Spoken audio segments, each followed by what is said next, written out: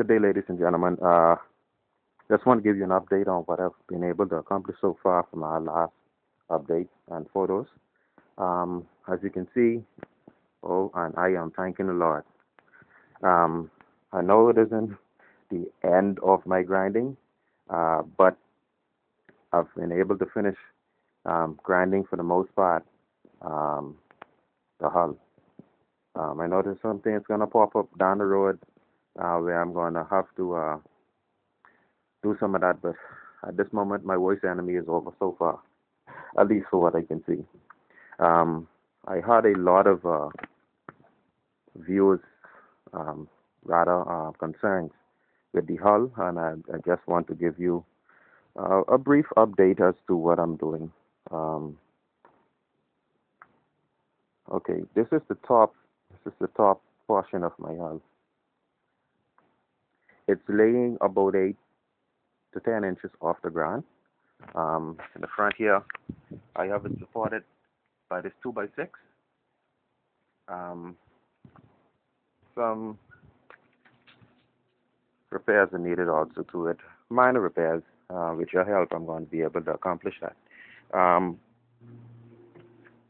As I stated to you earlier, the boat is still on the trailer. The trailer also needs some work. All of the lighting system in it, the wiring, electrical wiring, have to be repaired. My stand here, I had an accident where the wheel got twisted and it no longer spins. Right? Come along. I think that's what this is. It's still connected, but because, and this needs some repairs as well, the stand that it sits on, you notice here it pulls away because of the accident, tearing into this column, and the bottom also is rotted. So that is going to need to be repaired. Wow, didn't know I get to see this much light to the bottom of my boat. Hoping that is just gel coat. Wow. Oh, please let it only be gel coat. And then small little lighting specks. Okay. The boat presently is still, as I indicated, it's on the trailer, and it's on the trailer for two reasons. One, I don't have any space in my property at this moment to be able to take it off and do a cradle. But what I'm thinking is where it's sitting now, I'm going to need to do some repairs. So I'm going to have to try to make the cradle to put it on. This is a better shot. I'm able to see straight through. Now, I heard in some posts where persons express that the hull, if you beach your boat, that you may see the sign. You may see, yes, I can't see it from the inside. It's way better here, looking in from the bottom. Oh Lord, I hope it's only gel coat. I don't have a lot of money, but boating is, or boat money, something that's recreational, fun. It gives you an advantage. You could take out with your family. I like the hull. My kids like it. It's my first boat. I don't want to let it go. I know a lot of persons express that the Renken model is not it's not top of the line, top class. So for right now, until I become a more experienced boater, I'm going to have to go this route. I want you to be able to also see the state of my boat. This is how it came back. No wheels on. It was fully functional. This is a new axle that I had on it, and unfortunately, when it came back in disrepair. But as I say, with your help, I'm expecting to bring this boat back better than when it was purchased. Hopefully, with a bit out of the store. I have the bearings for this, but I need to purchase the wheel for it to go on. Got much repair, but hoping that it wouldn't cost too much. Okay. That I would hope that based on my amateur photography and videograph that you'll be able to see what I'm trying to show you. A lot of persons express that it appears as if the hull is warped, and I hope that by the shots that I showed you so far, that it would indicate why it appeared that way. But it isn't. It isn't warped from what I can see here. As I said, it only appears to be that way because of the trailer that it's now sitting on. Several spots in the hull, I had this same experience grinding straight through. This and someplace right there in the center. I gave it a good wash down. Uh, this is my old board. I know, yes, a lot of y'all will kick me in the butt and ask me how can I have my engine sitting on the ground itself. It's on the ground, folks. I know. Unfortunately, was not able to get any help to move the boat from. To move the engine and try to get that secure. That is going to be my priority as well. Um, but I have a concern. Let me see. If I do it sideways, you might see it. Okay, this is my hull, and looking at it, uh, it looks like it has a little warp to the top.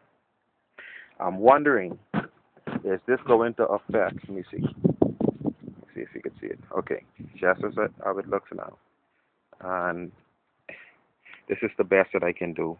When I'm putting on the transom, is that going to play a factor that do I need to be concerned with this warp in here, or what can I do to get the transom on straight, flush with the back skin, um, so that I get have a better product, safety, and doing it, not only by the book, but doing it where when I take my family out, that it would not be to our detriment.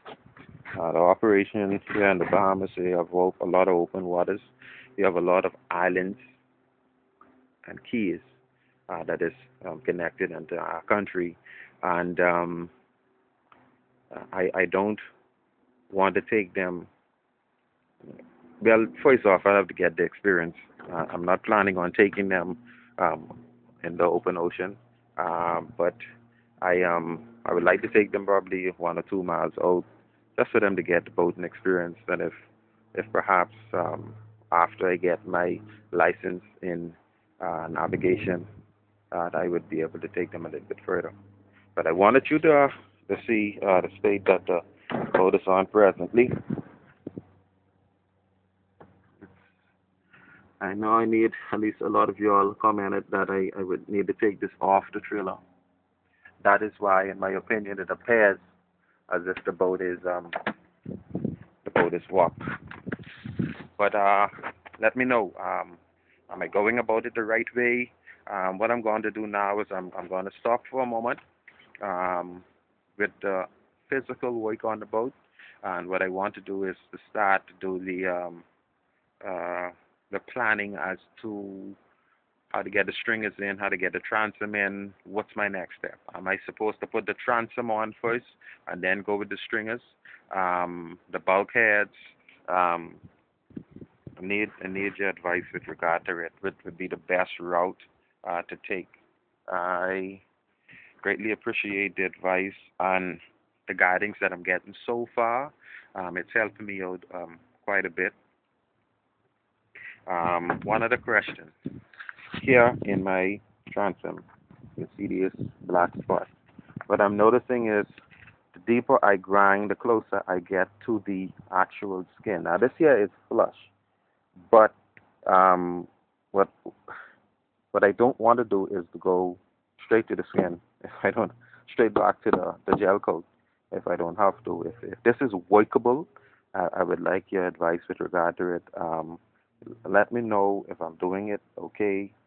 What other steps I can take with regard to it, so that I can, as I say, that we, because we in this together, so that we can have a better outcome with regard to the project.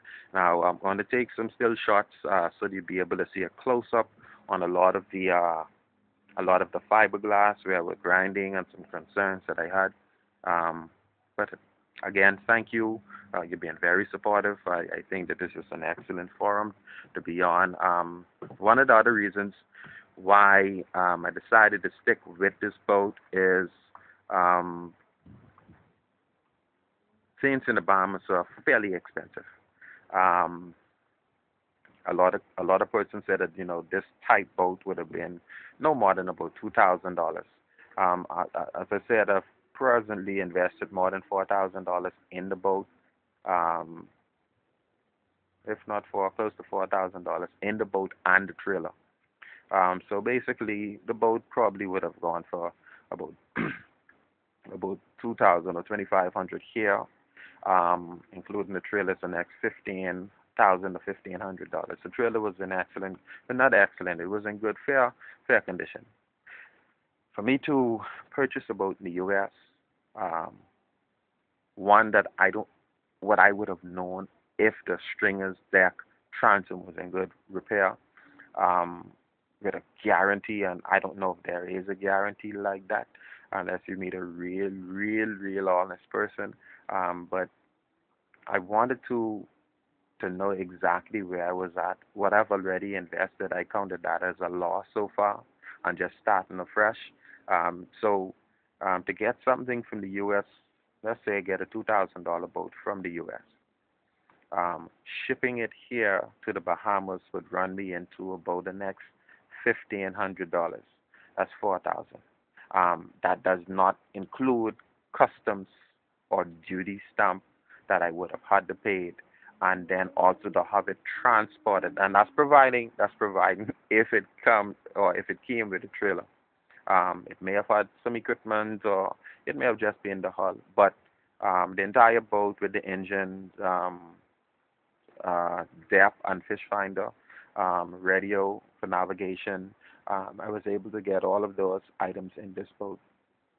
It's my first project, first boat, so I'm looking at it from an aspect where I can learn um, to do fiberglass repair in the event that I need to do something down the road, or if I get another boat that is, you know, better, and that maybe patches or some work that I need to do, that I would have gotten the experience now. So I also want to be able to teach my kids the importance of working with your hands and the productivity that you can do. So again, thank you for your support. I'm going to take some still shots so I can uh, give you a closer view as to what I'm looking at. I'm going to be working on some drawings for the next few days as to what I would like to do. In saying that, in the corner here and also over there, probably about here or midway through coming in, I'm thinking about putting in after the deck and transom is in.